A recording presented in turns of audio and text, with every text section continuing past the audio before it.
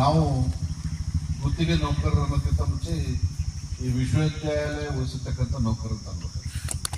ಅವ್ರಿಗೆ ಗೊತ್ತಿಲ್ಲ, ಈ 140 ದಿವಸ ಆದ ನಂತರ ಅವರಿಗೆ ಪರ್ಮನೆಂಟ್ ಮಾಡ್ತಿದ್ದೀವಿ. ಆಮೇಲೆ ಸಮಾನ ವೇತನಕ್ಕೆ ಸಮಾನ ಕೆಲಸ ಮಾಡಬೇಕು. ಇಲ್ಲಿರೋ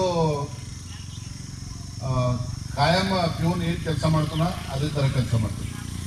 ಇಲ್ಲಿರೋ ಕಾಯಂ ಡ್ರೈವರ್ ಏನು ಕೆಲಸ ಮಾಡ್ತಾರೋ ಅದೇ ಥರ ಕೆಲಸ ಮಾಡ್ತೀವಿ. ಆ ಕ್ಲರ್ಕ್ಗಳು ಏನು ಕೆಲಸ ಮಾಡ್ತಾರೋ ಅದಕ್ಕಿಂತ ಹೆಚ್ಚಿಗೆ ಕೆಲಸ ಮಾಡ್ತೀವಿ. ಅಂದ್ರೆ ಅವ್ರ ಕೆಲಸ ನಮ್ಮ ಕೆಲಸ ಸರಿನೇ ಸಮಾನ ಅಲ್ಲ. ಮತ್ತು ಕೆಲಸ ಸಮಾನ ಇದ್ರೆ ವೇತನ ಸಮಾನ ಬೇಕೋ ಬೇಡ? ಇದು ಕೇಳಿರ? ಸಮಾನ equal wages equal work for equal wages ಅಂತ ವೇಜಸ್ ಹಾಕಿದಾಗ ಬರ್ತಾ. ಆಮೇಲೆ ಈ ಇದರಲ್ಲಿ ನೀವು PF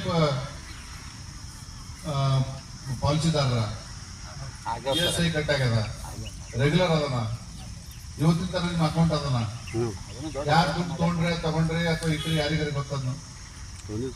ಡಿಸ್ಕಂಟಿನ್ಯೂ ಏನಾಗಿಲ್ಲ. ಈ ಕಾರ್ಡ ಗುತ್ತೇದಾರರುಗಳು ಹೋಗಿ ತುಂಬಿಲ್ಲ ದುಡ್ಡ. ಇಲ್ಲಿ ಕಾರ್ಡ್ಗಳು ಗುತ್ತೇದಾರರು ಮಿನಿಸ್ಟ್ರಿಯಿಂದ MLA ಚಂದಾಗಿರಿ ಮಾಡ್ತಿರ್ತಾರೆ. ಆ ಸಂಡಾಸ್ ತೊಳೆ ಕಾಂಟ್ರಾಕ್ಟರ್ನ ಅವರೇ. ನೀವು ತೊಳಿಬೇಕು, ಅದು ದುಡ್ಡು ತೊಗೊಂಡೋಗ್ಬೇಕು. ನೀವು ದುಡಿಬೇಕು, ನಿಮ್ಮ ಶ್ರಮದ ಬೆವರ ಬೆಲೆ ಆ ಕಾರ್ಡ್ ಗುತ್ತೇದಾರ ತೊಗೊಂಡೋಗ್ಬೇಕು.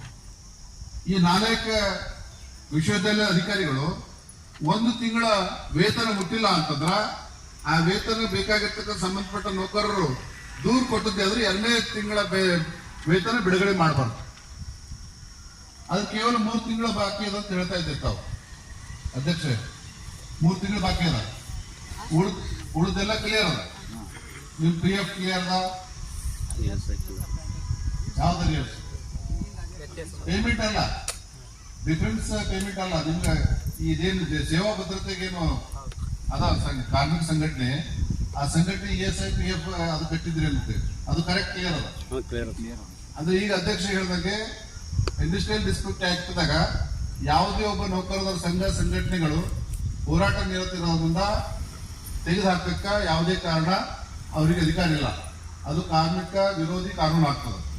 ಅದಕ್ಕೆ ಬಾಬಾ ಸಾಹೇಬ್ ಅಂಬೇಡ್ಕರ್ ಏನು ಕಾನೂನು ಕೊಟ್ಟಿದ್ದಾರೆ ಕಾರ್ಮಿಕರಿಗಾಗಿ, ಆ ಕಾನೂನು ಬಳಸಿ ನಾವು ಹೋರಾಟ ಮಾಡಬೇಕು.